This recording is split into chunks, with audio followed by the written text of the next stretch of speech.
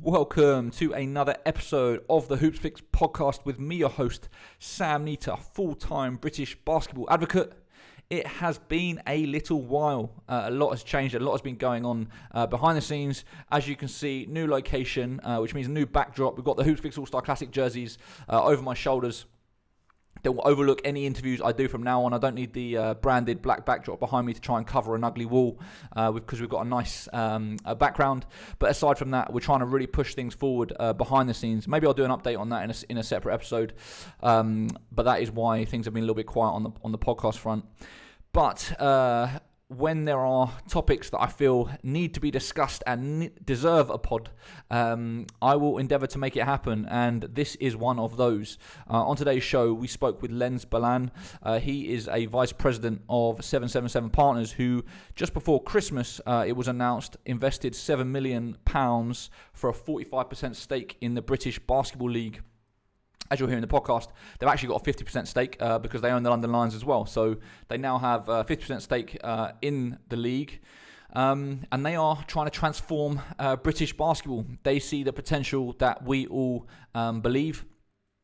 And I wanted to find out more why they decided to make that investment, what they believe it could be, how it's going to be different from other situations where we've seen money be invested into the game. And maybe I came in skeptical, but I've come away very optimistic and, dare I say it, maybe even a believer. The scale of ambition they have is huge, which I think is a great thing. I think British basketball is plagued by small-time thinking.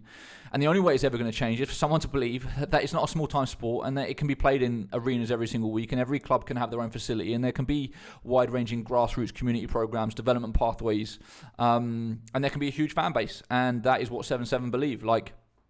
The things that, he was saying all of the right things, in my opinion. It sounds like they very much have done their due diligence. They've done their research. They've done a lot of modelling. They're taking a data-driven approach. And that is informing everything they're going to be doing moving forward. Also, one of the things that I strongly believe in, which they are very much aligned with, is that ultimately all of this stuff comes down to the quality of the people they have involved. And that is why hiring is going to be so key. They are working with CAA, one of the biggest agencies in the world, to hire a CEO for the BBL, which hopefully will happen in the next few months. And then from there, build out the management structure. And this is why this investment is slightly different or unprecedented in the sense that it's going to be invested into league infrastructure. It's not going to players. It's not necessarily going to individual franchises in that way. But it's really building out the league operations and presence to scale this thing to reach new heights. So I am super excited, and I think when you have that level of ambition that they have, you will attract the right people. Other people with similar ambition who also believe in the project will come on board because it is exciting. So we shall see. Anyway, we went for about an hour and 20 minutes. It was super interesting. There was also loads of stuff that I did not get to, so I'm sure I will get emails afterwards being like, why didn't you ask about this? Why didn't you ask about that? But unfortunately, this was it. And I think maybe there's scope for a part 2 in the future. But I think also they need some time to kind of get their head around things and sort of execute on the plan. As you will hear, there's a lot going on. They have a lot of other projects as well. This is not their only investment in their portfolio. Far from it. So very, very busy people, but hopefully this pod gives a sort of behind-the-scenes insight into their mindset coming in, what they're trying to do, and what we can expect in the coming months and years. As always, before we get into the show, please take 2 seconds to check out our Patreon account, patreon.com/hoopsfix, patreon.com/HOOPSFIX.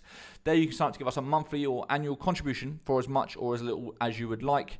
Ultimately, the content business is a hard business to monetize. This takes a lot of time, a lot of investment for very little return. So getting people to sign up to our Patreon goes a little way in helping us do what we do. So please go and consider it, patreon.com/hoopsfix. As always, I'd love to hear your feedback on the show. I'd love to hear what you think about what Lenz has to say. If you're watching on YouTube, leave a comment below. If you're listening on iTunes or wherever else you listen to, Apple Podcast Player rather, drop me an email, sam@hoopsfix.com, or you can reach out to me on every single social media platform @hoopsfix. Anyway, that is enough from me. Here is this week's show with Vice President of 777 Partners, Lenz Balan.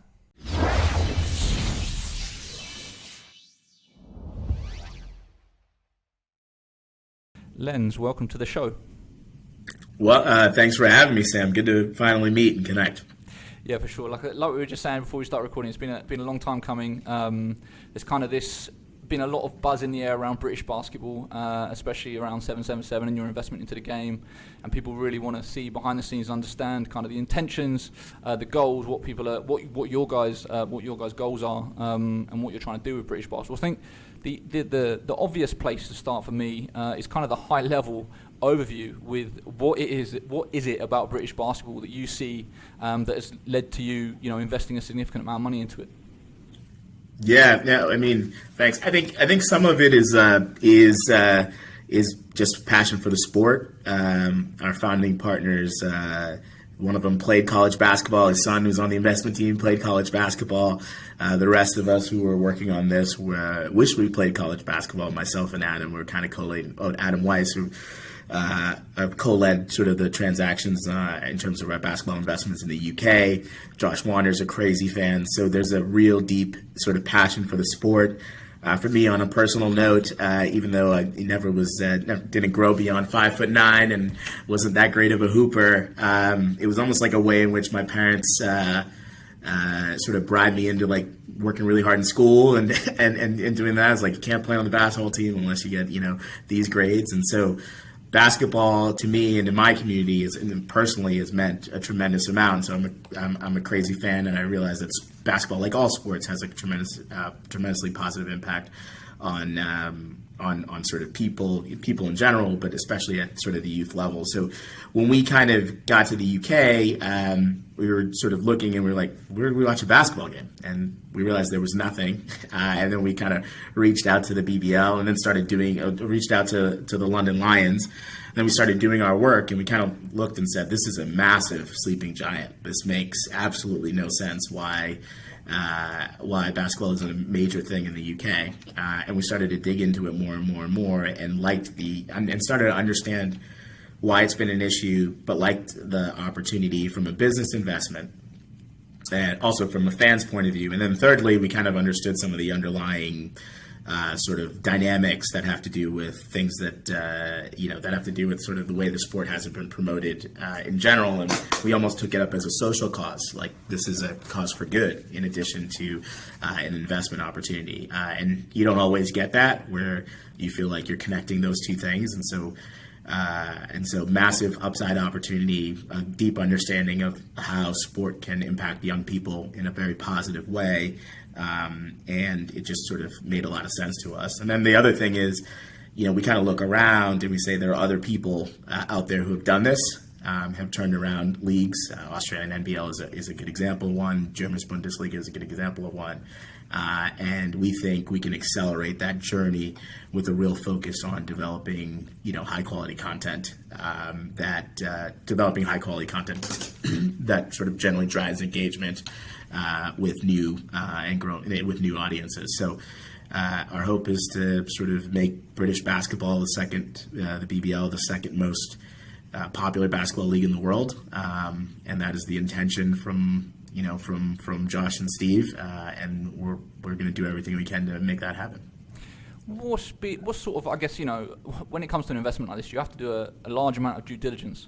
And, in all the research that you've done and kind of looking into the background of the sport and why maybe it hasn't thrived until now and what the issues have been, what's kind of been your assessment of it and what has held it back that you think that you're going to be able to, fix to be able to really grow the game? Well, I think there are a lot of sort of potential issues. I think, we've gotten a chance to get to know the owners of all the BBL franchises pretty well. These are good, hardworking, earnest people who care about the sport and are really passionate about the sport. And that's a good start to sort of any investment in a league. And so that's really important. But it became obvious pretty quickly to us there's been a lack of investment on a commercially from a centralized BBL standpoint. And if you don't have that as a league, it's very difficult for the clubs to survive and to grow. And so we knew that we had, we have capital that we could invest. And that first piece, just having capital to build a sort of competent centralized management team to help drive sort of the overall quality of the presentation of the sport and drive engagement and deliver compelling marketing message and eventually generate interest from sponsors and broadcasters seemed to be like sort of an obvious thing that was missing. Some really good people centrally. Andy Webb is fantastic. He's got the trust of everybody in the clubs. He works incredibly hard, Claire. But really, there hasn't been enough sort of people centralized at the BBL level. And we think that's probably the most important thing. That's where you're going to get your highest ROI, which is really, really high quality people. And so that was one sort of very clear thing that we could help with. The second thing that I think is helpful is just the 777 overall investment strategy. It almost uniquely suits us to investing in a league. So there are a few things about us that are kind of unique. We're not a fund, so we're not returning the capital back every 5 years. So we have a very long-term investment outlook in everything that we do. And we recognize that transforming the BBL is going to be a longer-term sort of investment asset. So we're uniquely suited there.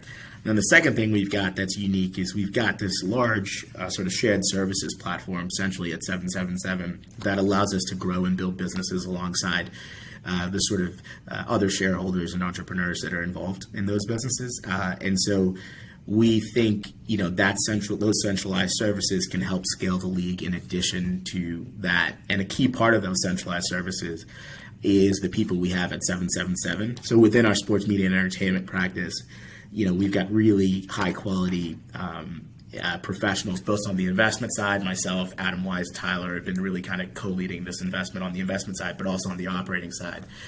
Our current sort of, Sam Klein was the former CCO of Vice Media. We brought in John Lusky as an operating partner who was like an operating person and the general counsel for Translation Media. We have a JV with a really powerful sort of agency that can help us deliver those marketing messages to and needs to every single portfolio company. We've got a growing sports portfolio that includes actual content delivery. We own a company called Liquid Light that develops YouTube for celebrity stars, that built the YouTube platform for celebrities like Dwayne "The Rock" Johnson, Adrian Garcia, Chris Rock. They've done work with the Los Angeles Lakers, the University of Arizona Football Club. On the actual distribution side, we own a company called Fanatis that acquires the international broadcasting rights of sort of sports leagues all over the world and then streams them on their OTT platform to expats. So if I'm an Argentinian American and I want to watch my local soccer club professional soccer club play, I can do that. And that's a vertically integrated platform that includes an OTT label platform called Nunchi. So we can actually do it on distribution. And then we have a number of really interesting portfolio companies within the sports media and entertainment space, teams and leagues. We made an investment in Genoa. We have an investment in Sevilla.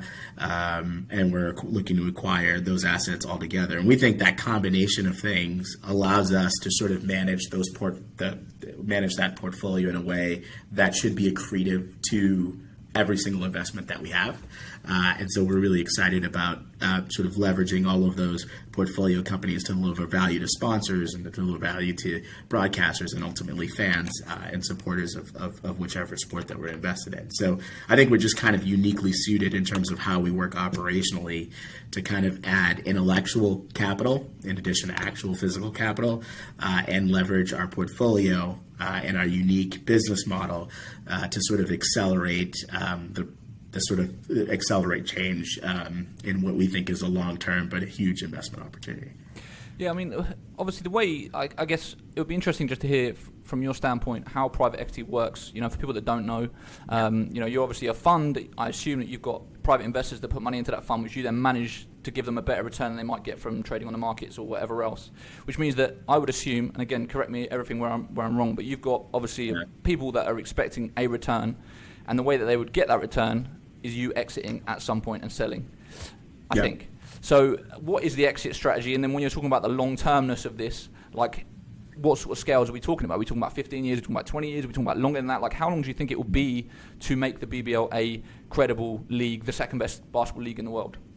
Yeah. To answer the second question, how long you think it will be, I'm not sure I know, but I do know it's a longer-term investment. And so we're a little bit different, to sort of answer your first question. We're different from the typical fund managers. All of our capital is internally generated. So we invest in businesses without an intention to sell them. We like businesses that have the potential to generate sort of long, durable, sustainable cash flows, which is why we like the sports segment. Once you've kind of cracked the code, you've got this, with the media revenues and then the different ways in which sports is being monetized in sort of the new age, there's real opportunity to kind of capture those durable cash flows. So we're long-term investors. We're not a fund. The firm is effectively owned by its employees. We're kind of like a mini Berkshire Hathaway in the sense that we've got this large and growing balance sheet that allows us to sort of officially finance our own assets. So that means we can have a very long-term strategy. As it is to most funds that would come in, they have to return that capital immediately over 5 years to their LPs. And it may be more difficult for them to invest, and not necessarily, but they may be more difficult for them to invest in something, a longer-term asset like the BBL, because they've got to return that capital immediately. Our goal is to sort of collect and grow a stream of sort of stable cash flows, which means that the BBL works really, really well for our investment thesis. Interesting. That is a very different model. Yeah, go on. Sorry, carry on. Well, and the other thing is and to that end, we think of Adam would say this if he was here, we think of ourselves as business builders as opposed to sort of investors. So a lot of the kind of things we do is we look for opportunities where we think there are massive greenfield investments where the sort of intellectual capital that we have in-house, we can lend them to accelerate the growth of those businesses. And so that it just makes us kind of unique in the marketplace and really makes us suited for, again, something that might take longer than 5 years in order for us to invest. So if your question is this going to be, we can own this thing for 15, 20 years. I think we've got a real long-term commitment to building businesses like this. Interesting. So when you're talking about like the league, like you coming in, I assume before you made that investment, well, I don't know, but did you make a plan of like, okay, this is what we're going to be doing over the next, this is the initial, say, first 6 months to 12 months. This is what we're going to be doing year 2, year 3. Like, what does that plan look like? What are the immediate priorities that the fans can expect to see in the next sort of, let's say, 12 months? Yeah, sure. We have a very, very detailed plan that we've worked on in collaboration with the board and all of the clubs. So this was really a collective sort of strategy. I would say probably the sort of immediate changes that you'll see. The most important thing is the quality of the people. And so we plan on hiring a CEO who will then build out his team, whose sort of capabilities match our ambitions for the British Basketball League. And so that's going to be incredibly important. And we brought on CAA, which is the large sort of multifaceted sports agency that has a search firm and a number of other really unique assets that within the sort of sports market that they're going to help us identify and hire that kind of CEO and senior management team. So that's probably the biggest priority. A second priority that I think that's not too far away from that is, we're building a digital transformation strategy. And so we want to make sure that, that digital transformation project is accessible to all of the different basketball stakeholders, so that all the basketball folks, all the different basketball stakeholders are all in one pool. We understand who our customer base is. We have a centralized database and CRM to allow our executive team to deliver the marketing messages and deliver the content necessary to sort of grow and expand the league. And so that digital transformation process is incredibly important. We've got, I think, probably one of the crown jewels of 777. We've got a large sort of digital transformation team internally that the BBL is going to be able to sort of utilize to execute on that strategy overall. And so, I think that's going to be a really sort of important part of our investment. And then the third thing is just working closely with the clubs to help the individual clubs grow. So we're thinking about things like whether it's helping them think about new investment so they can continue to grow their clubs and build out their franchises. And really helping to focus that investment on things that deliver real ROI. Because really there's a lack of revenue at the league and at the club level that makes it difficult to build out everything else the way you want to. So we really want to make sure those individual clubs have the commercial capabilities internally to kind of grow and build out their fan base. And then I think we really want to improve the broadcast production quality of the league. That is the way, that's the way we're presenting ourselves to most of our audiences. And so I think those are probably the most important things over the next 12 months. Do you see TV playing a huge part in that, or do you prefer to sort of own your own platform and do it digitally? I think that, at the moment we have to focus on building our, obviously we have a great partnership with Sky Sports, which is fantastic. And I think that that's really important to have that broadcast. That broadcast is really important in terms of driving awareness and growth. We want to support that with investments in digital marketing and sort of helping to grow the audience beyond what just being on Sky is. But yeah, there are different ways in which you can, we ultimately think about these businesses as content businesses, and content is really important.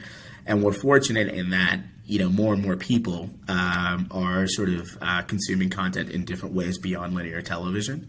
And we think if we grow that audience in those platforms where people work. And it just so happens basketball works really well for those platforms, just in the way that it's played with the highlights, et cetera.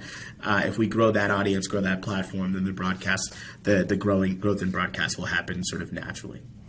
One of the things that I've heard repeatedly from anybody that has dealt with you guys is just the scale of ambition is massive. And, one of my sort of personal bugbears with British basketball is I always feel that people dream way too small. And what they're trying to do is just on such a small scale that we need more big-time thinkers within the game. When we talk about sort of dreaming big, thinking big, and the scale of your ambition, me and you both know that 7 million isn't going to get you very far, and you're going to need a lot more money. And one of the interesting things I found about the release that you put out was that you were hoping that this investment is actually going to attract other investors. When you talk about the scale of what you're trying to do, like how much money do you think it's going to take? In an ideal scenario, how much money do you think you need to raise to really, light a fire underneath this thing?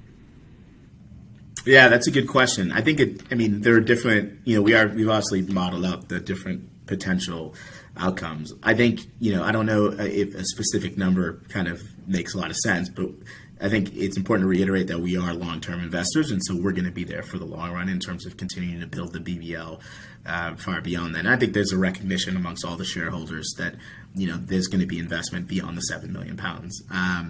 And then to the extent that we can help those individual clubs continue to grow, we're going to do everything we can to do that as well, by hopefully attracting new investors to build out new franchises, and then current franchises that are looking for investment in order to kind of grow their commerciality. We'd love to sort of help them do that as well. And so that's super important to us. But yeah, in terms of your prior point about the ambition, Josh and Steve, the founding partners of 777, I've always been, it's almost, we tend to look for building for home runs, and that's what we're looking for with this investment. And so I think a lot of folks may think of us as maybe naive or a little bit crazy, but we're in this business, and I think our leadership's perspective is we're here to make an impact,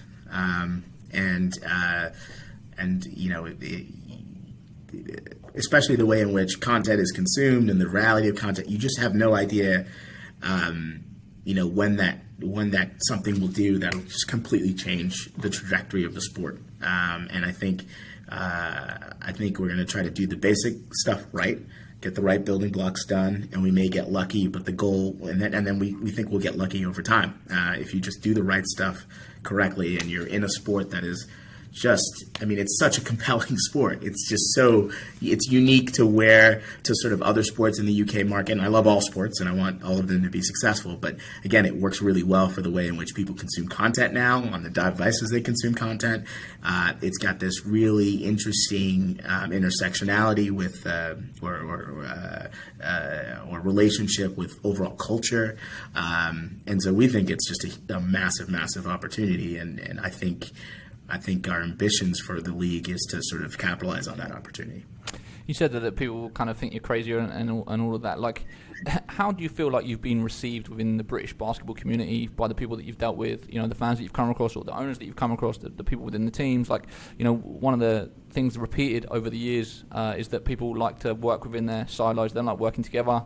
They don't like outsiders coming to within the sport. There's a lot of politics.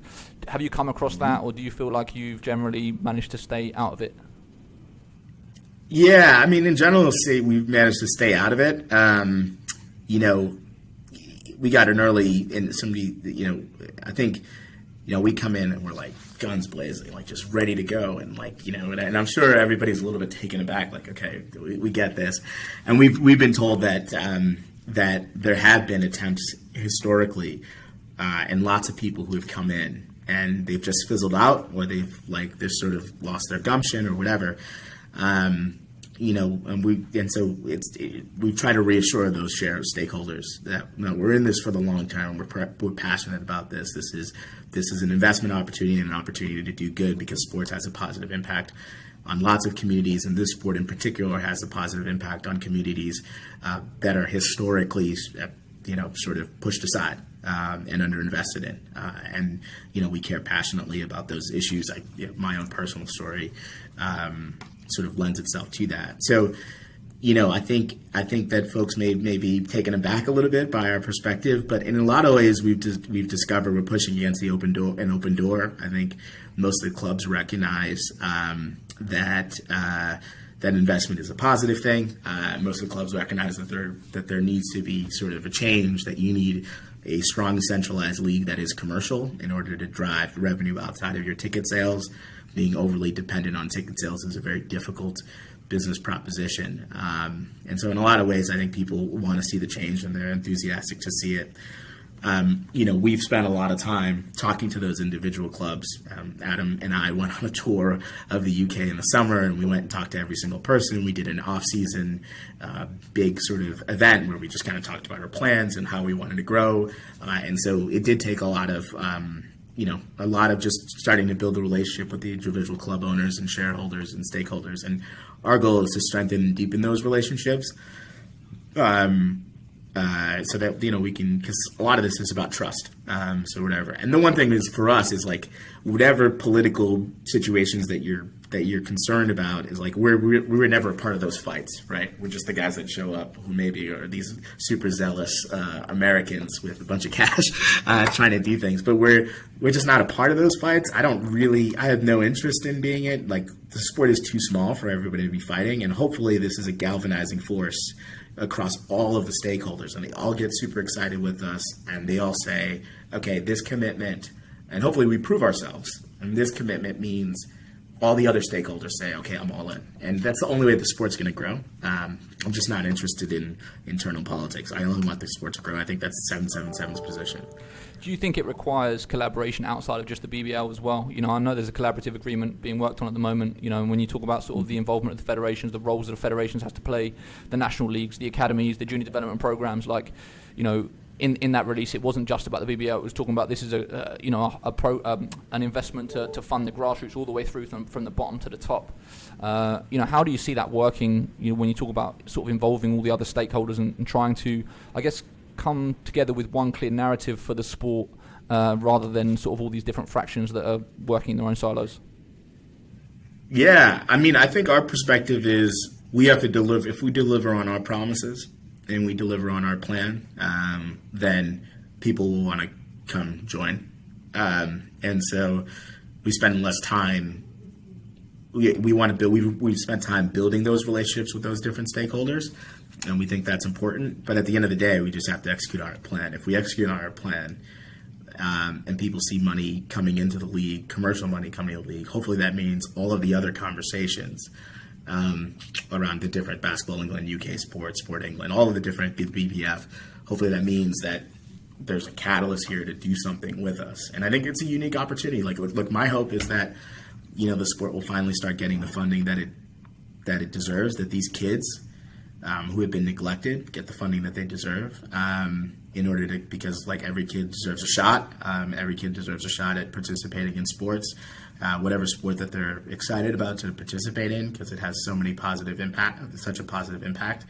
And basketball is uniquely positioned to focus on that, to have an impact on, again, underserved, underrepresented communities. And so, we want to be a partner. We want to be a part of this with everybody else, and we want to just sort of reduce the barriers to playing, increase the access to facilities, improve the overall,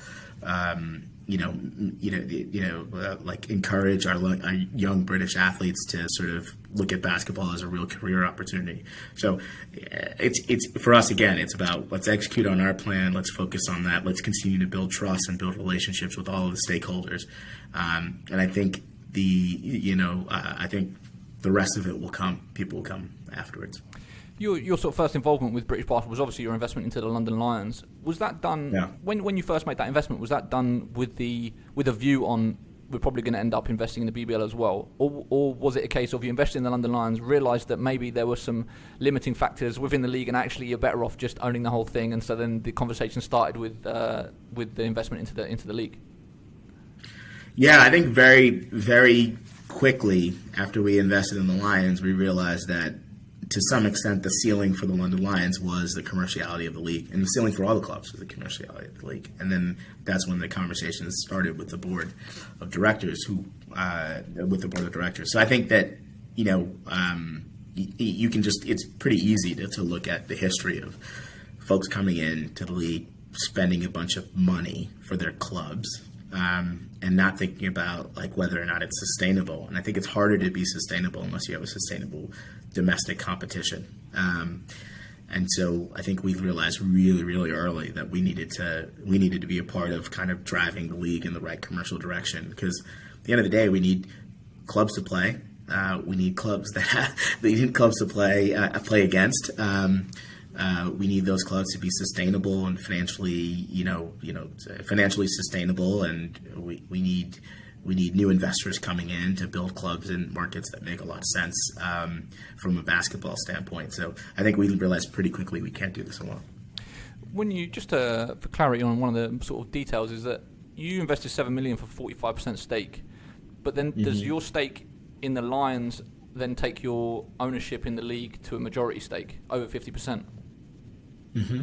Okay, so you do now. That's right. Yeah. Okay, so you now have a majority stake in the league. So essentially, you control it. So in terms of like how the actual decision making works, and like how does that, like you decide, okay, this is what we're going to do. You have a meeting with the rest of the board, and ultimately, because you have the controlling stake, they actually can't.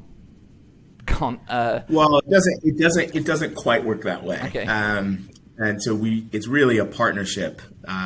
It's really more of a partnership than whatever. There are ways in which the governance ensures that the clubs and all the other shareholders have a significant say within the organization.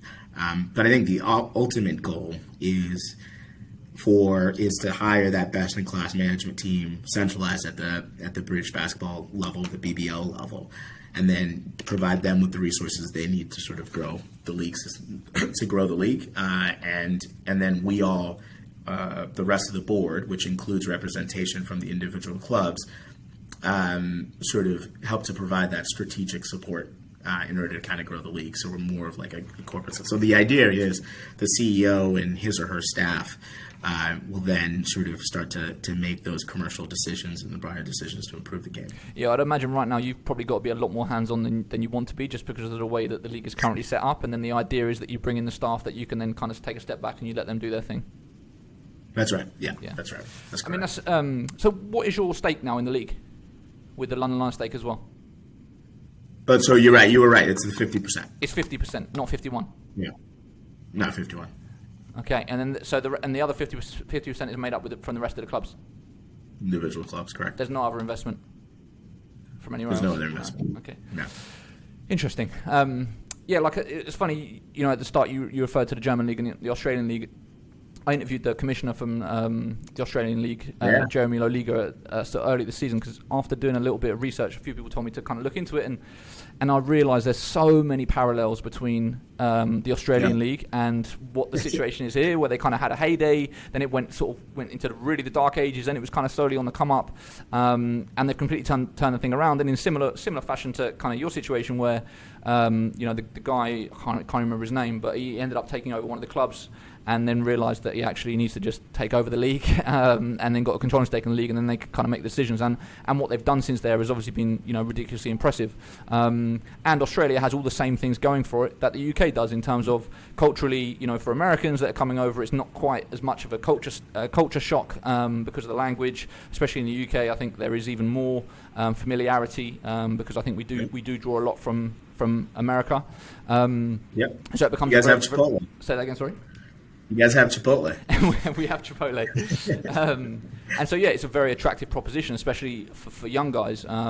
We've seen Australia have got this, I can't remember what it's called now, Next Stars. Is it Next Stars? Next Stars program, where they bring in potential draft prospects. And we kind of seen you allude to that a little bit. Like, what are your thoughts on that, potentially bringing in guys that don't want to go to college and signing them in the UK, in the BBL for a year or so before they declare for the draft?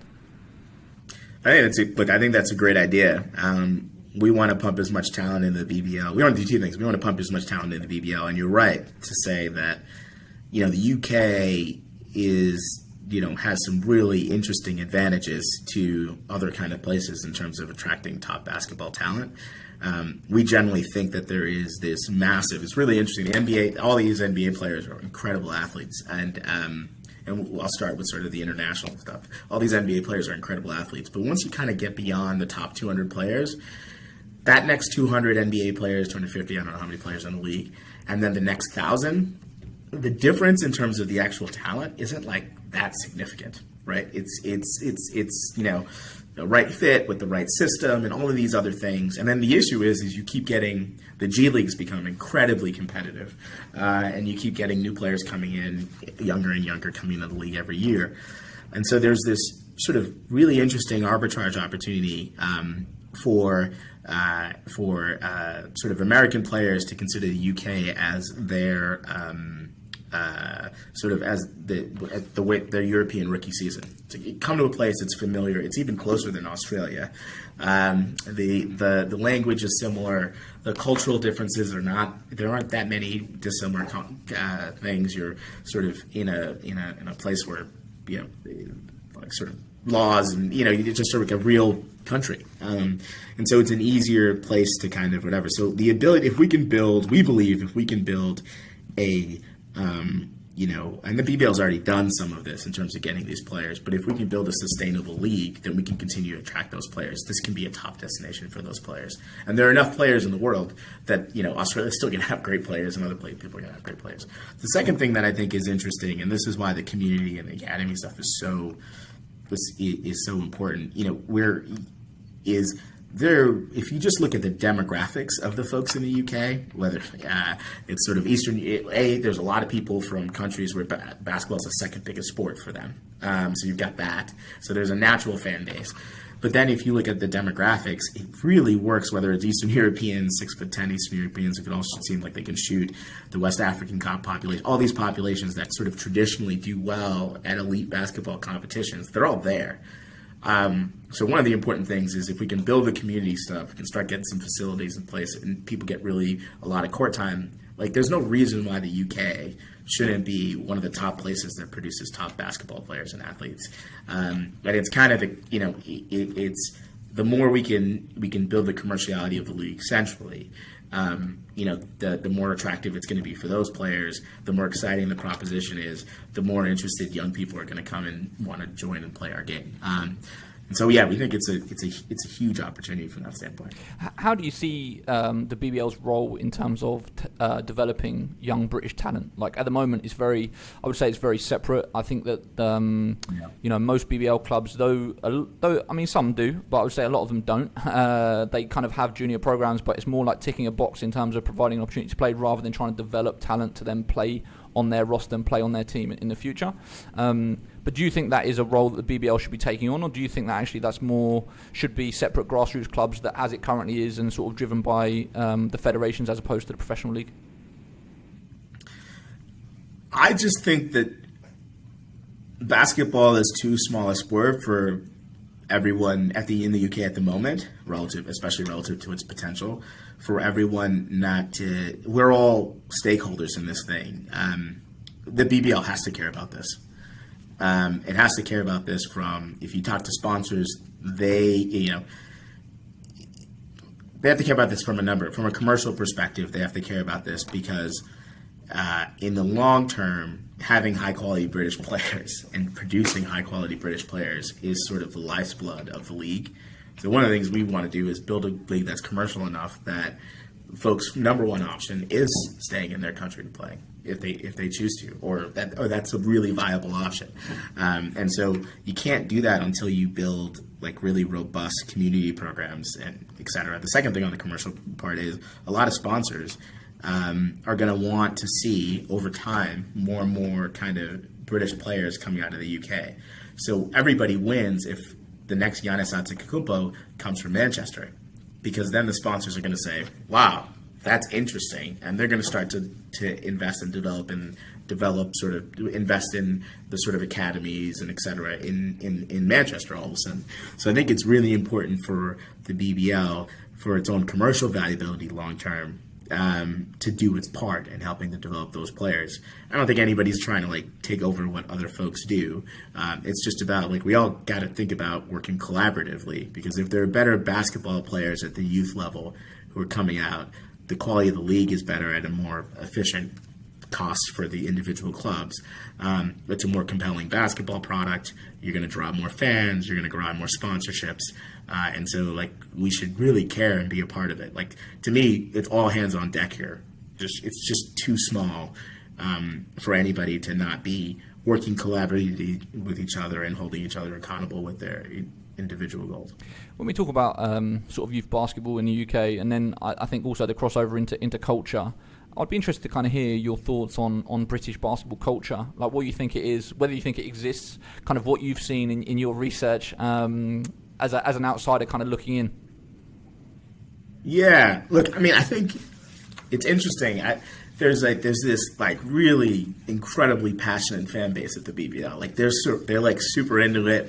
They're plugged in. They listen to you. They're all over it. And like we love those fans. Those people are great, and we want them to be a part of this journey. And then there's the second piece, which is this huge group of people who have no idea what British basketball is. And so we've got to go out and reach out to them and tell them that there's a product out there that's exciting and unique and fun, and to come join the gang. And so I think that's a really sort of unique sort of opportunity in general for us, which is to sort of grow the game in general, so that culture is broader. My overall sense of the culture, it primarily comes from sort of the London Lions and the community programs that the London Lions are associated with and affiliated with, and it's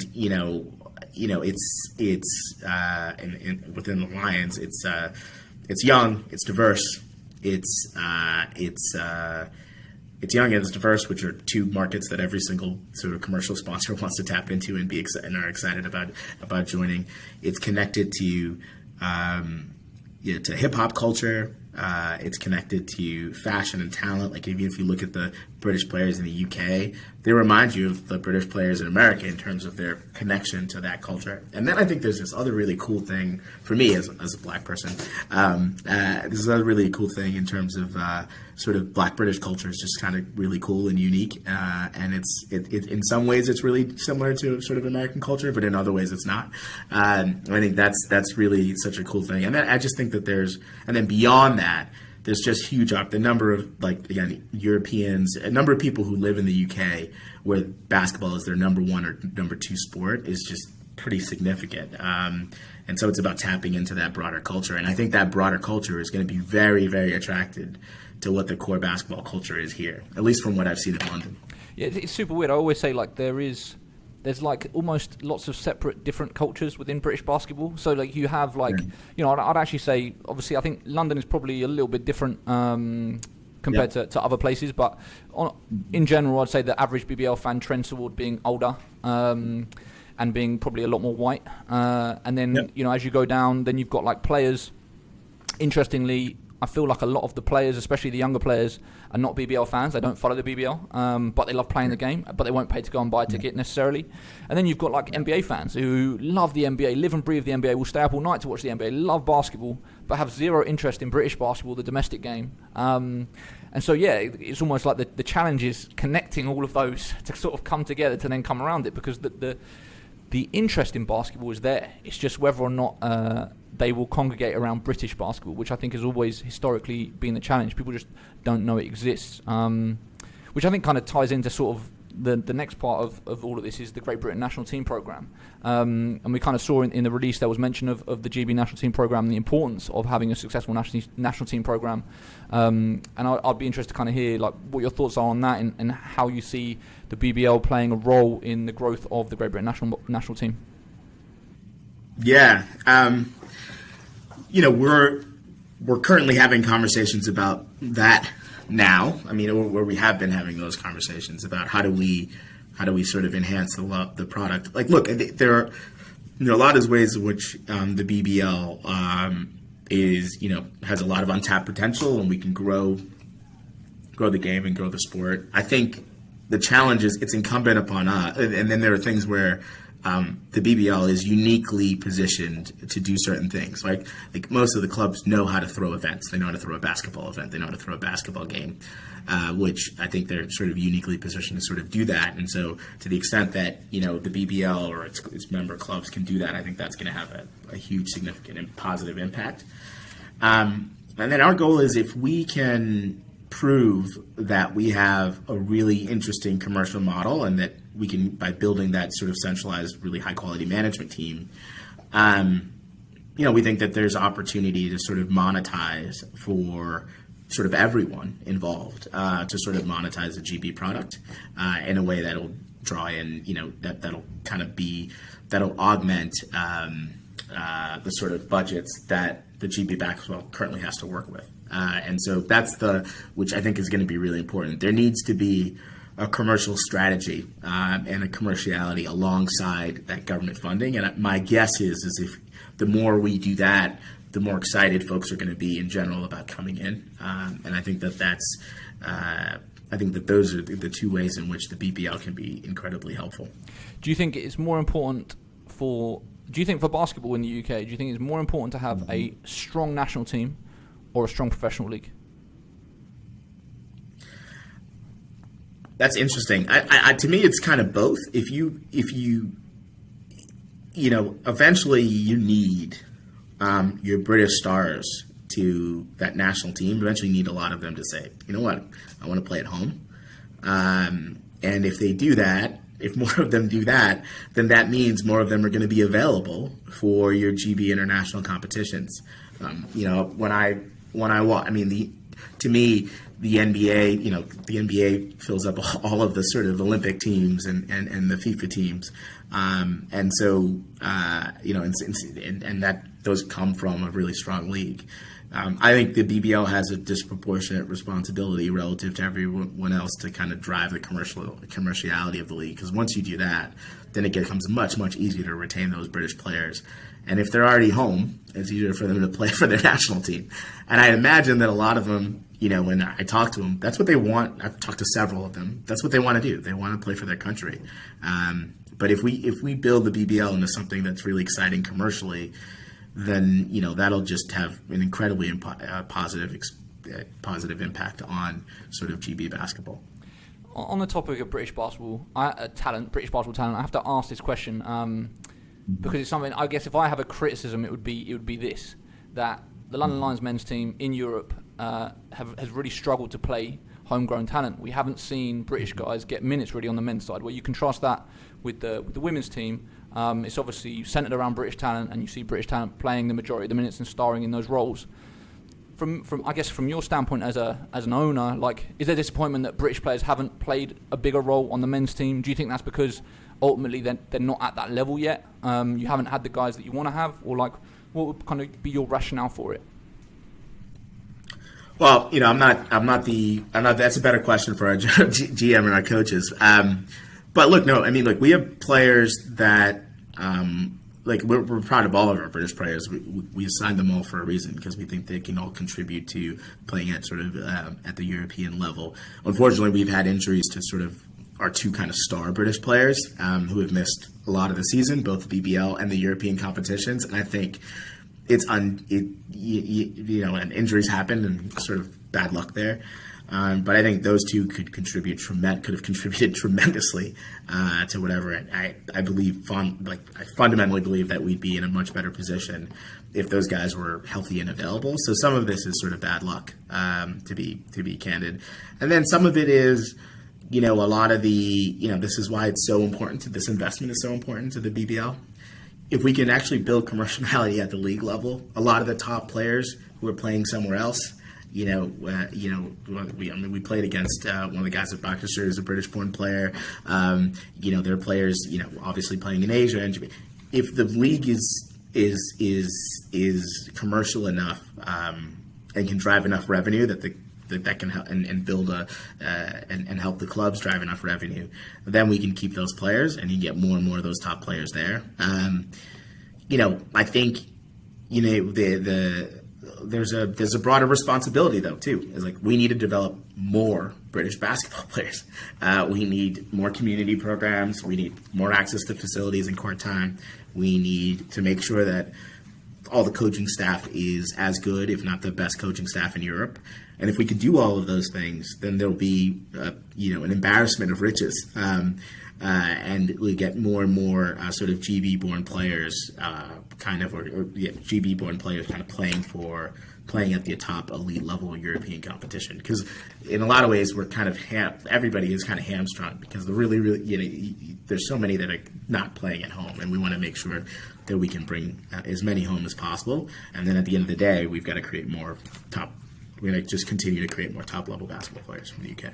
With the Lions, you haven't been shy about this massive ambition of competing in Europe and ideally playing at the highest level in Europe. We've kind of heard mentions of the Euroleague and that being the aspiration. When you talk about sort of, I guess, the importance of European competition and having British teams competing in it, like, why do you think it is such a key piece? Why can't we just focus on having a strong domestic league? Well, I think it's a few things. If we want to become, the BBL wants to become the preferred destination for, American players for all European competition, for all over the world. It's still, the U.S. still develops, although that's changing because there are more and more players from Europe who are top players in the NBA. I mean, Luka Doncic, lots of the top players, whatever. But America still develops a very, very high percentage of the top basketball players in the world, and they make up a substantial part of basically every top European team. And so that's always going to be a core, that's always going to be a sort of a core part of it. Sorry, I lost my track in terms of the question. Can you say it one more time? So just saying, why is Europe so important? Like, why don't we just focus on having a strong domestic league? Why do you think that the European piece for a team competing in Europe is so important? Well, I think the first thing is in order to attract some of those top American players, which improves or whatever, you need to, and to continue to attract them, you need to have that as an option. So that's just an important sort of option in general. That's the first thing. The second part is there's an element of national pride that I think kind of galvanizes folks towards their sports teams, and you can see that in other kind of sports all over the world. And so if there are British teams that are playing at that elite competition, that just elevates the game. And then the third part is, in general, with you mentioned this thing, there's a bunch of one of our operating guys, this guy's a great guy, does a lot of the head of basketball operations, Jason Henley. He says there's a lot of basketball snobs in the UK, is how he talks about them. So a lot of people who perceive, whether that's rightly or wrongly, and I actually think that the league is much better than people think it is. That's just true, and I think people come in and they expect something, and it's much better than people think it is. There's obviously lots of room to grow, but there are lots of people who are kind of basketball snobs where they want to watch sort of elite basketball competition. And I think the more we can get British teams playing in European competition, that sort of elevates the overall sense of, wow, the UK is sort of at the top of the league, and that attracts more fans. It has this cumulative, really positive sort of impact. And then the third part is, if we want to attract sort of deep-pocketed owners, they're going to want to play at the highest competition, right? And so if we want to build clubs in, whatever, there've been rumors about in Birmingham, or if we want to encourage people like Bristol who are building their own facility, etc., that ability to kind of, they're going to have the ambition to play at the very top level in Europe, and that's what we want. We want everybody to be interested in playing at the very top level. So there's no reason why. And so I think that's just, to me, it's fundamentally important about raising the overall, how people view the British Basketball League in a lot of ways, I think, unfairly. encouraging sort of a sense of civic identity and connection to British basketball players playing in elite competition, and encouraging sort of top Americans who are part of every at the moment part of every successful team, encouraging them in Europe, encouraging them to think of UK as a top basketball destination, which again increases the attractiveness of the product. Is the Euroleague the aspiration with the London Lions? I think that the London Lions aspirations, and our hope is that most of the clubs, if not all the clubs' aspirations should be to play in elite level competition. I think that's incredibly important. Whether that means, and then whatever that means, and there's so much going on in terms of how people are moving in which direction, but whether it's with FIBA and the EuroLeague and the 4 competitions they manage, what's what, and so our perspective is whatever shakes out, we think sort of London and the UK in general is a really interesting market. It should be a very attractive and exciting market to Europe in general, whether you're FIBA, EuroLeague. You really should care about the UK as a market because it's such a large and massive economy with a really passionate sports base. And our goal is just to compete at the highest level, create a great entertaining product that has commercial viability to it. And whatever happens in Europe, we want to be a part of it. And that's our ambition for clubs in the BBL, not just the Lions. Do you think that there is any potential conflict of interest with you being owner of the league and owner of a club as well? No. So I think it's a legitimate question. We get asked that all the time. I think from our perspective, as I said before, the London Lions can only do as well as the British Basketball League. The two are so inextricably linked. It's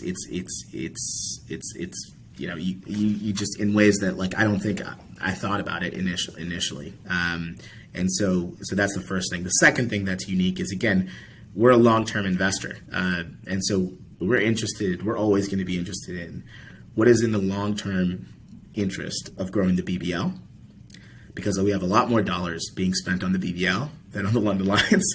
Right? There's a big gap in terms of investment dollars. And so ultimately, we're incentivized to do to make sure we're making the right long-term decision for the growth of the sport. And if the BBL grows, and if all the other basketball stakeholders grow, then the London Lions are going to benefit from that. The other thing that and there's one more thing is there are a lot of things in terms of governance that kind of create where there are conflicts.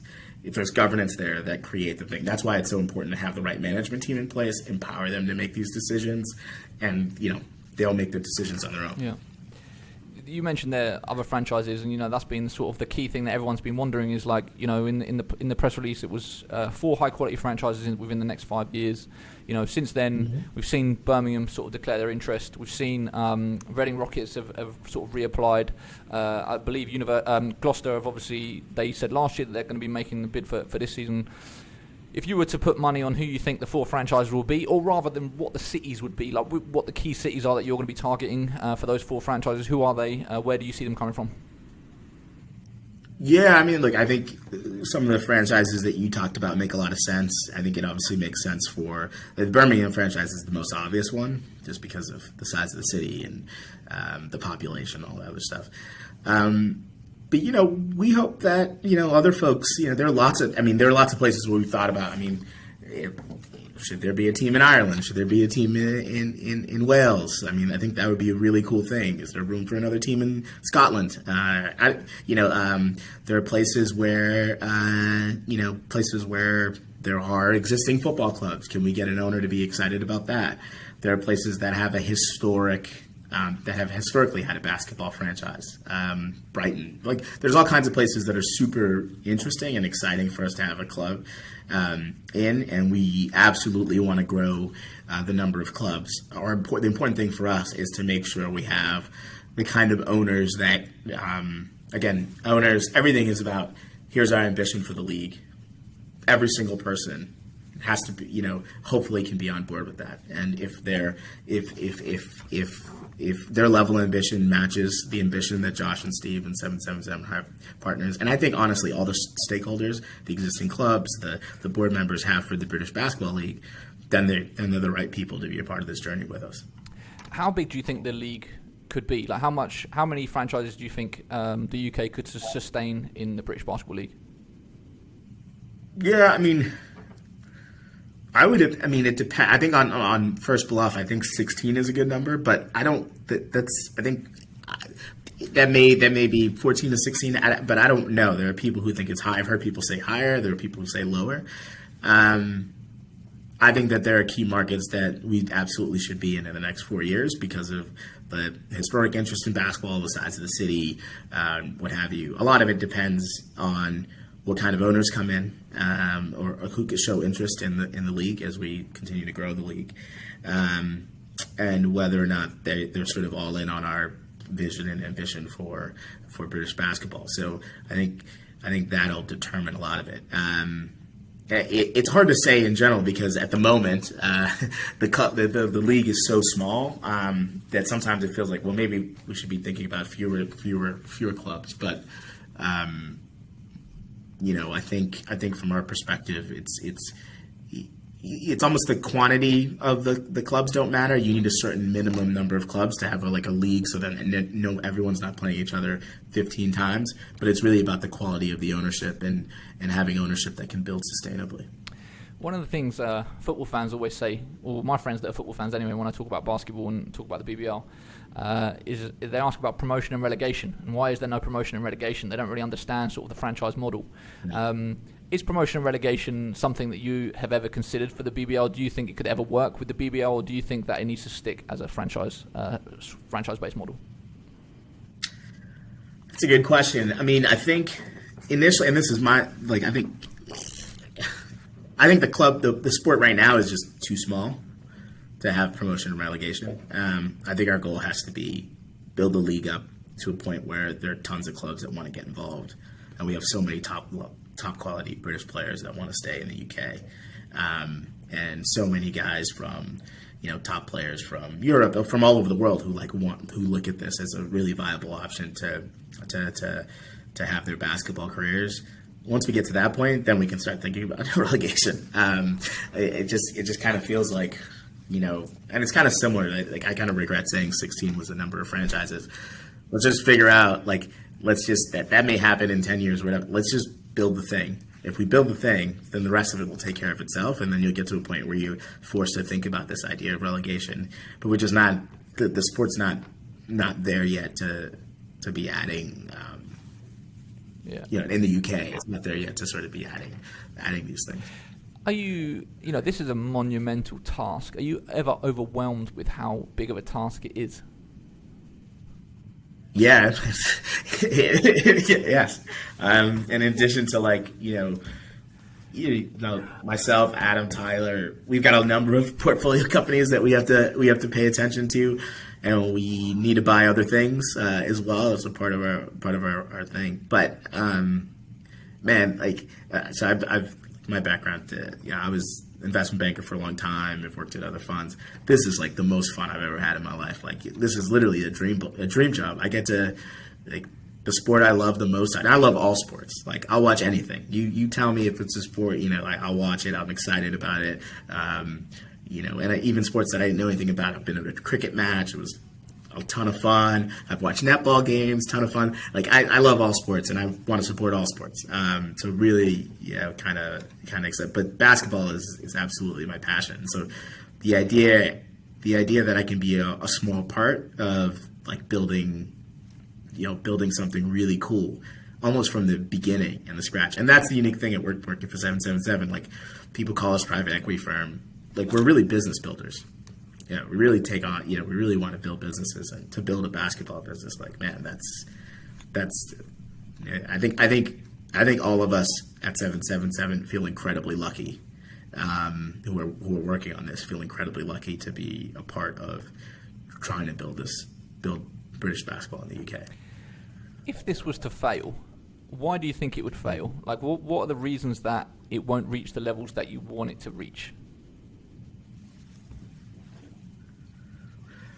I mean, failure is not really an option. But I think, we're legit. This group is legitimately, and this, I'm saying this is everybody in Miami. It's not just, sort of the folks. We don't really think about it in that way. Like, to us, like, it's going to succeed. It's just a question of the level of success that we're going to get to. And that level of success, because so much of basketball in the UK has been it's been underfunded. It hasn't had the resources it needed to sort of have a really high quality management team centrally, and to build out a really interesting broadcast product and do all the things that a lot of the things that most basketball, like the basic things that leagues do, the BBL hasn't been able to do so far because of lack of resources. And so we think it's going to succeed. The question is, to the level that it'll succeed, it's about, and how successful we'll be is going to be a function of, obviously, us executing on our vision and our plan, like the base, getting the blocking and tackling right. And then getting the buy-in from all the other basketball stakeholders. How much buy-in we can get, how much co-investment, not sort of asking how much co-investment can we get from all the basketball stakeholders. I think those are the things. And then, avoiding the political issues, all coming together and saying, we're too small to be fighting, if there is fighting, and whatever that is, we all have to kind of row the same boat. We all have to hold each other accountable. We all have to be moving in this to the extent that we're moving in the same direction and making the investments collaboratively. That's going to impact the level of success. But to me, I have no doubt that this is going to be successful. What have been the biggest learnings so far from this journey? Coming on probably 2.5 years that you've been involved with British basketball. I guess what have been the biggest surprises? Things coming in that maybe you weren't expecting that have kind of shocked you, and then what have been the biggest learnings that you're going to take forward to then sort of make sure that this BBL investment works? Yeah, the biggest surprises, I think, just the basketball community culture is really small, and we have to build an audience.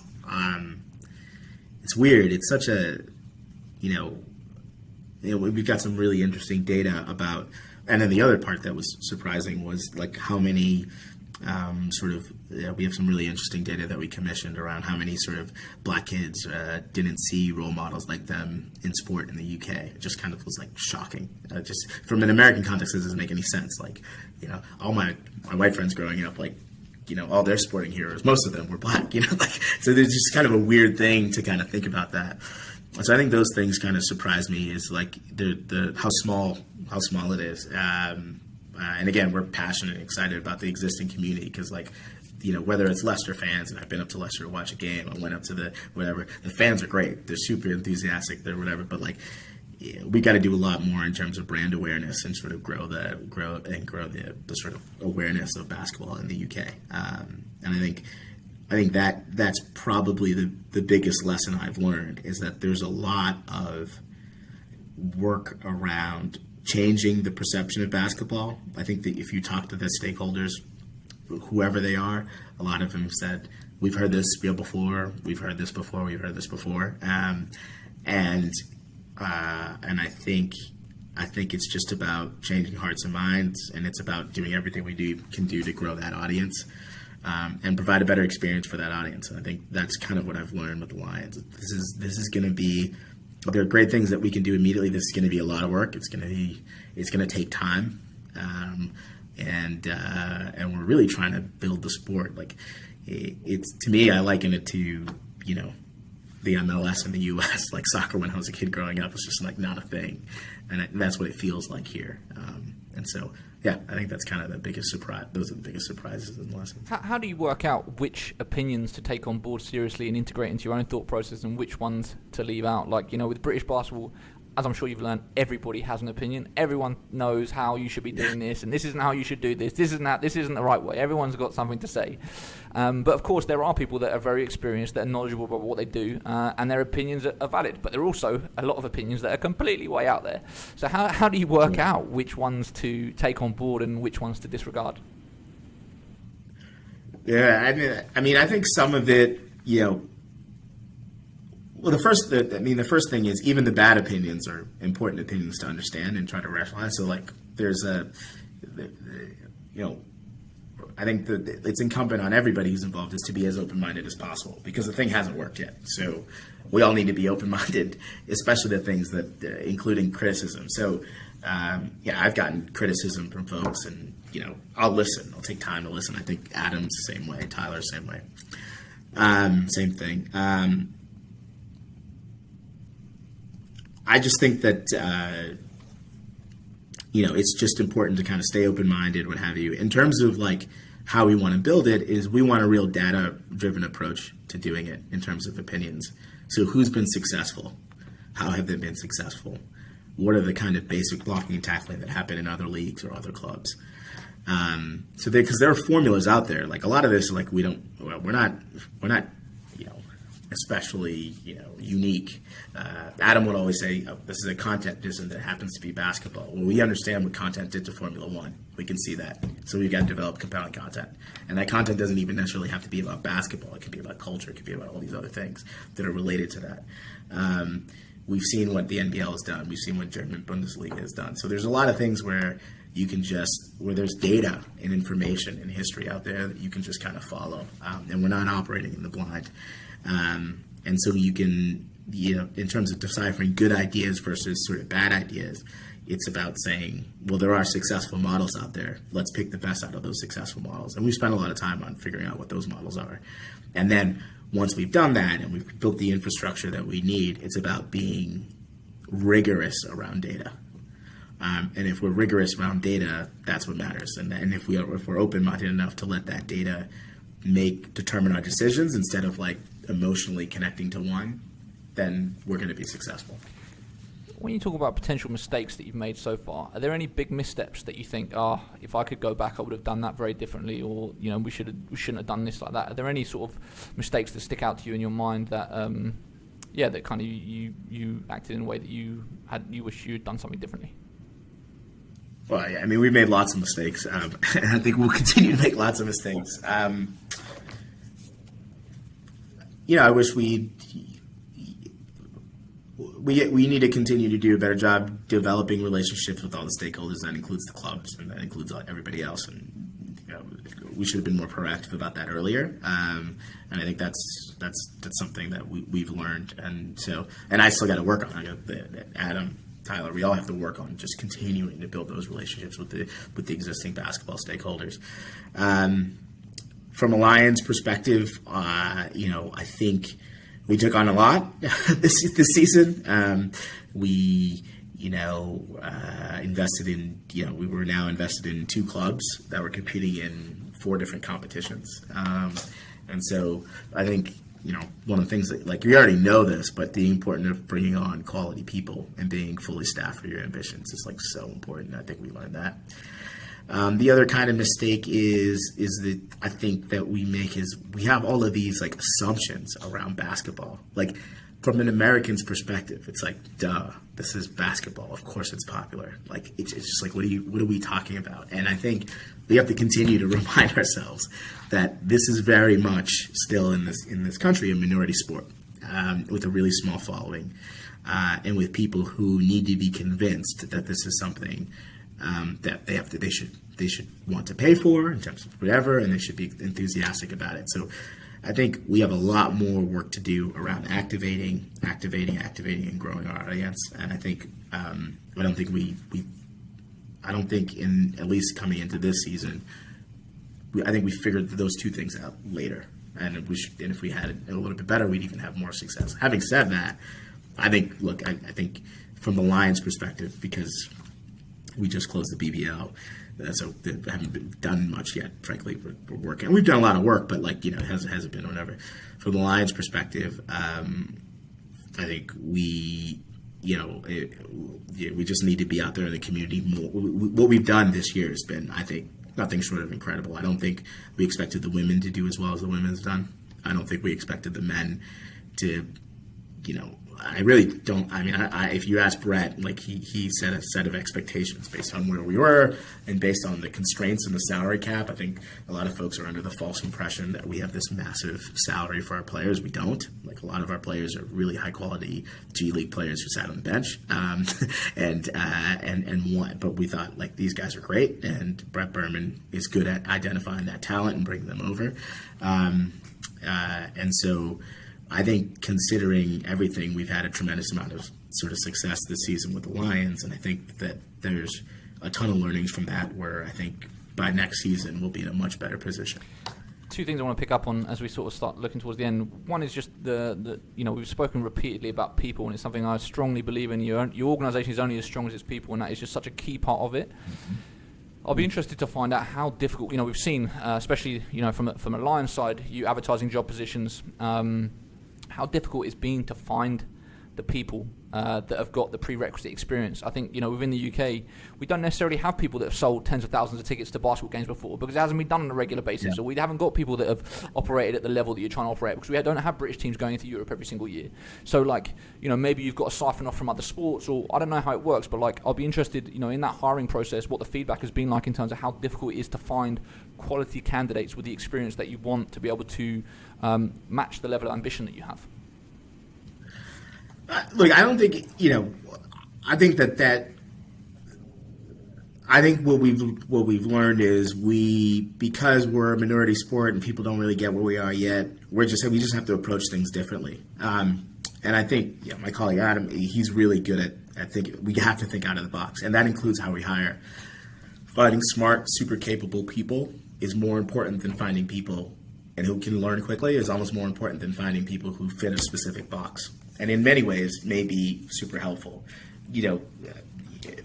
and so I think that's just sort of probably the most important thing, is just being open-minded and flexible around the kind of people that we have and trying to develop a process where they can succeed. That's an ongoing sort of project, and I think just being more this is going to require more creativity in terms of attracting more folks, because we're selling a different sport. At the end of the day, though, we're already building the momentum. People are starting to see. We had 3,100 people at the Rochester game, right? I mean, before that, I've never experienced a crowd like that with the London Lions, and this is with a really, really skinny staff.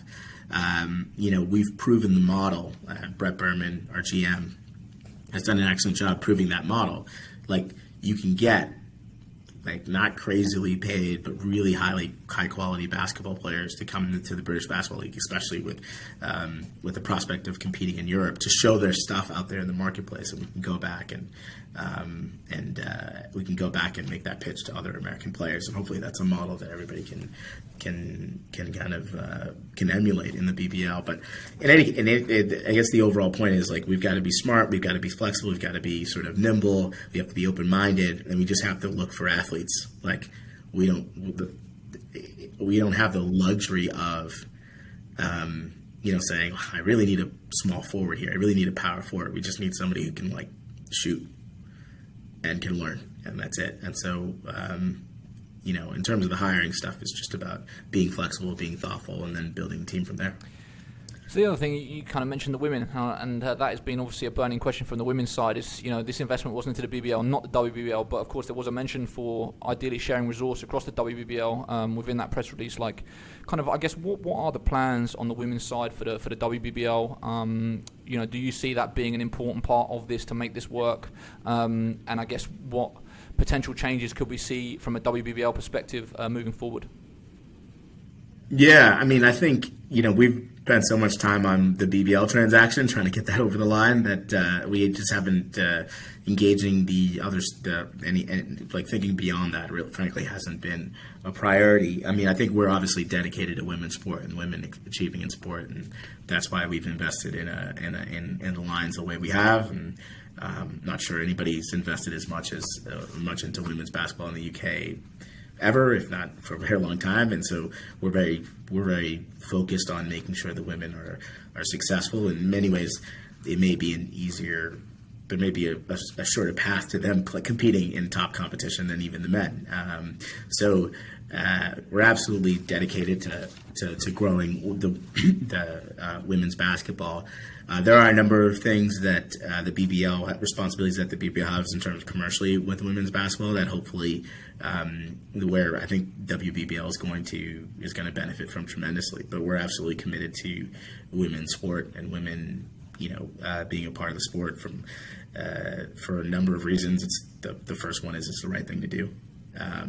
And then the rest of it are these women are incredible athletes. Some of my favorite London Lions players play for the women's team. So they're incredible athletes. They're like great people. And if we can engage, there's a big, and then just from a strict commercial perspective, if you can't engage young girls who eventually will become young women, then you're gonna have a hard time getting the fan base that you need, because they're a big part of the population. So we're committed to women's basketball. The British Basketball League is committed to helping to grow the commerciality of the women's basketball. But in terms of a deal potentially with the WBBL, we haven't broached that yet. We have a lot of work in front of us. So 10, 15 years down the line, everything goes as planned. Like, what do you think the BBL looks like? What would you like to see it look like? What does success look like? Wow. 10, 15 years down the line, there's a bunch of things. On the community side, we have real community programs that have a huge impact on kids who, again, are neglected, underserved, overlooked.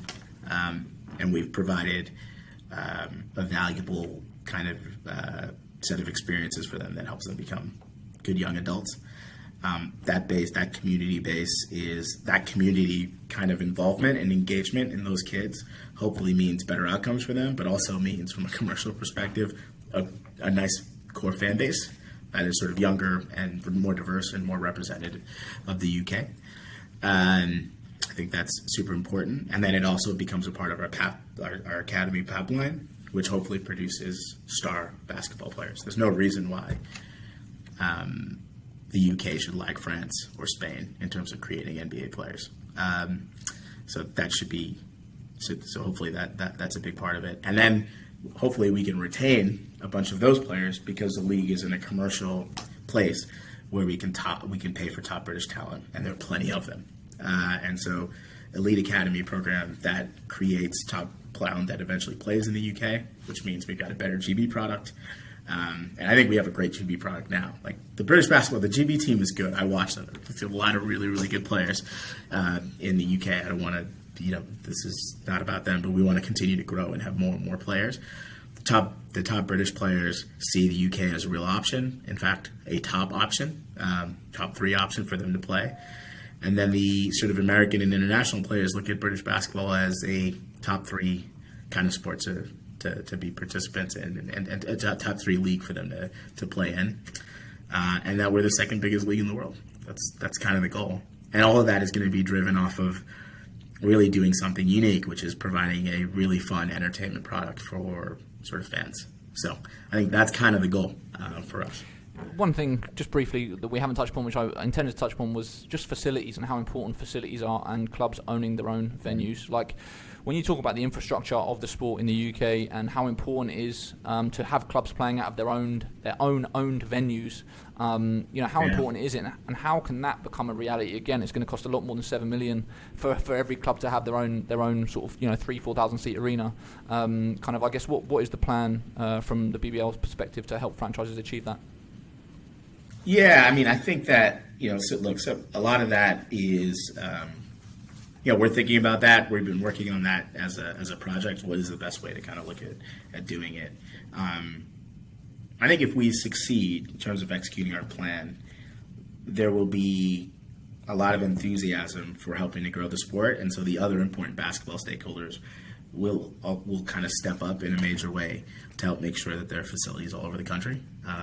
purpose-built facilities all over the country that can help put on high-quality events for professional teams, for national teams across the country, and then obviously to support the community, the very important community programs and the elite academies that we want to support in the league and in the team. The facilities are a very, very important part of that, and so we have to think about like what kind of owners that we need to bring into the league, what kind of investors for the clubs that are open to investment. What are the important things that they need to think about, and then the other basketball stakers that are crucial. How can they help support this? You need high quality indoor facilities for the sport to work, and we're fortunate in the sense that like there are a lot of indoor sports that need that too. So hopefully there are partnerships across those sports so that we serve as many kids as possible. When you talk about you need the right quality owners. If I'm an owner of a BBL franchise already, I'm thinking, am I potentially going to have to see other owners come in and sort of have a stake in my franchise? How will that play out if you have franchises that current franchise owners that don't necessarily want to take sell stakes in their franchise to bring in other owners and kind of, I guess, split their piece of the pie? Well, I mean, that's interesting. I don't think, again, I have a lot of respect, and I really like our existing ownership group, and I've built relationships with them, and got to keep doing that. I think a lot of the clubs are open to having outside investors, and that's basically on our conversations with them. The ones who aren't will find other ways to kind of benefit from hopefully a league that's profitable, and that they benefit from that. So, we're enthusiastic and excited about our current partners. We are absolutely committed to making sure that they're successful to the extent that we can be. But we want to just continue to, where it makes sense to have, where people are open to it, and a lot of clubs are open to kind of other investment. We want to help that happen. And then where clubs aren't interested in it, that's fine too. But for the other expansion clubs, we want to make sure that we can sort of do that. So we just keep building sustainable clubs in the BBL. And then finally, if you had a message for fans or the British basketball community, kind of about what you were doing, what you're doing, and what would you say to them? What would the message be? First off, the first message is thank you. Because like the current British basketball community, they're so invested in the sport. It's just so obvious, and I think that existing fan base, like, we need your continued support. Like, you make this thing happen the way it is now, and so we just want to grow your ranks. That's all, and so. Continue to support, proselytize for us, tell all your friends to come to games, become our champions as we try to push the sport along and grow the sport and make it more accessible to more and more fans and players and other and referees, all these things. So, thanks. Hopefully, thank you for letting us be a part of it. Hopefully you can be cheerleaders and continue to be supporters and really are evangelists on the ground, helping us sort of execute what we have to execute on. And then, almost be a part of the fight. Like push folks to cover basketball, push folks to take us seriously, push, whatever you can do. We all have a little bit of civic responsibility that we can do. If we love the game, and you guys love the game as much as I do, we just want you. You're an important stakeholder in all of this, and I think everybody here recognizes that and just wants your advocacy and wants your continued support. I think that is a perfect place to leave it. Lenz, thank you so much for taking the time. Obviously, you have a very busy decade ahead of you. I wish you all the best with it, and hopefully we will see the BBL get to heights that we've only ever dreamed of. And so, thank you for taking time today. No, thank you, Sam, and you're obviously one of the most important people in this sport. Like, your dedication to this is great. So I think we all recognize that around here, and hopefully we get more and more Sam Neaters out there in the basketball ecosystem as we build this thing out.